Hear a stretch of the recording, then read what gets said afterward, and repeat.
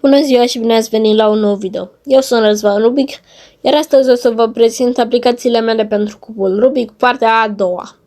Bun. Dăm aici pe folderul cubul Rubic și începem cu prima aplicație. Aceasta este prima aplicație. Ce îmi place la ea este că are multe puzzle-uri mari, uitați acesta. Uitați, are și câte mișcări ați făcut și cronometrul. Ok, bun. Are aici mai multe variante. Uitați, până la 20 ori 20 ori 20. Bun. Are cub, piramidă și Megamix.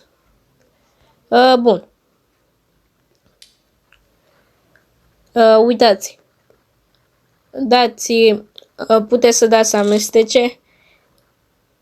Din păcate este o aplicație cu reclame.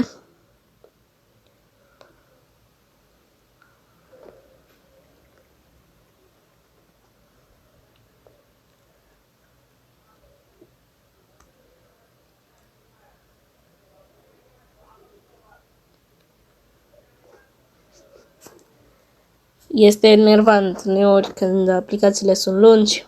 Bun. Amestecă și uitați.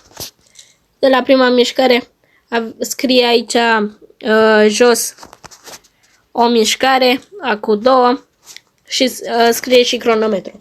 Bun. Avem piramidă de care vreți. Bun.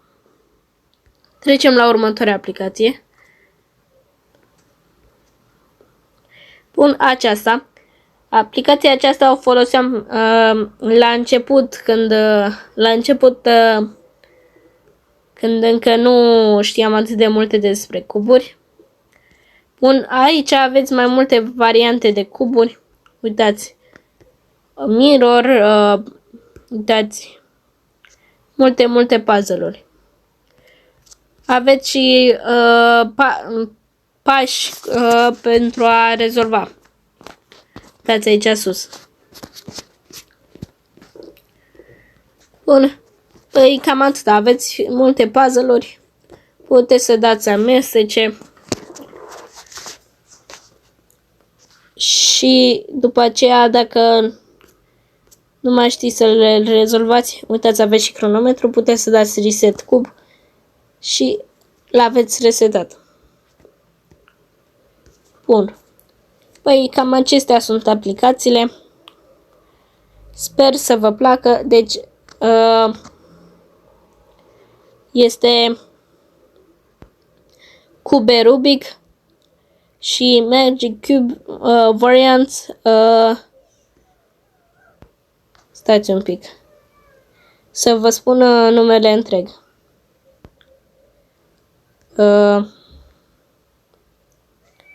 Bun. Acesta este numele întreg. Bun. Cam atâta pentru videoul de astăzi. Sper că v-a plăcut și nu uitați să dați like și subscribe. La revedere!